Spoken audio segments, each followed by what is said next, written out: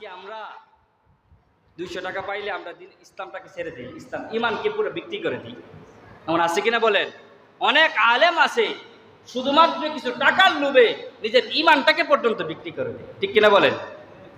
ইমানের দাম অনেক অনেক দাম। এজন্য অনেকে বলেন যে আলেম যারা তারা 3 প্রকার হয়ে থাকে। হাদিসের কথা নয়, তবে বাস্তবতার সাথে মিলে।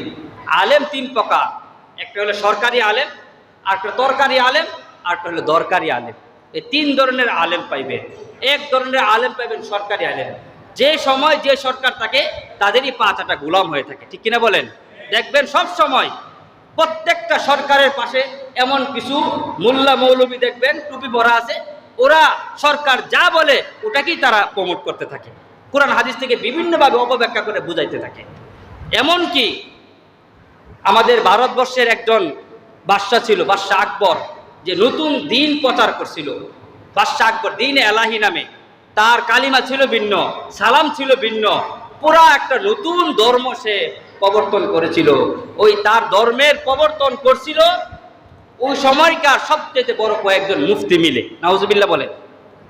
এরকম সরকারি আলেম আছে যারা সরকার যেটা বলবে এটাই সরকারের প্রমোট করবে, সরকারের কথাটাকে বাস্তবায়ন করার চেষ্টা করবে।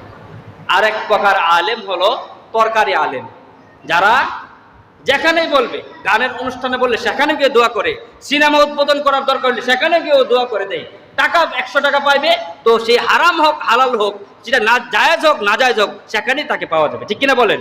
এমন কিছু মানুষ আছে হক কথা বলার ক্ষেত্রে ভয় পায়, আমি যদি হক কথা বলি আমার চাকরি থাকে কি থাকে না, এমন আছে কিনা বলেন?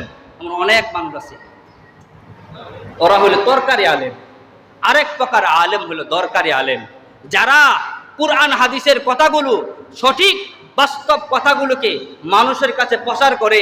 সে কখনো টাকার চিন্তা করে না, তার চাকরির চিন্তা করে না, সে দুনিয়াতে থাকবে কি থাকবে না, তার বড় বিপদ আসবে কি আসবে না, এগুলোর চিন্তা করে না। হক কথাগুলো মানুষের কাছে সঠিকভাবে বর্ণনা করে দেয়, ঠিক কিনা বলে?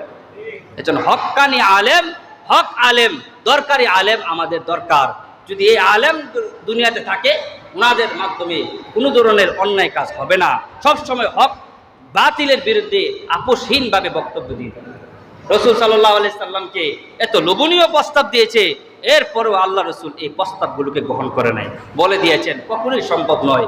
তোমরা তো দুনিয়ার কিছু টাকা দিতে পারবা, নারী দিতে পারবা, গাড়ি দিতে পারবা, আর আমার একটা পদ দিতে পারবা, এগুলো তো কিছুই না। আমার এক হাতে যদি চন্দ্রকে আমার এক হাতে দিয়ে দাও, আর এক হাতে যদি আসমানের সূর্যটাকে আমার হাতে দিয়ে দাও, এরপর আমি দিনের দাওয়াতকে বন্ধ করে দিব না। সুবহানাল্লাহ।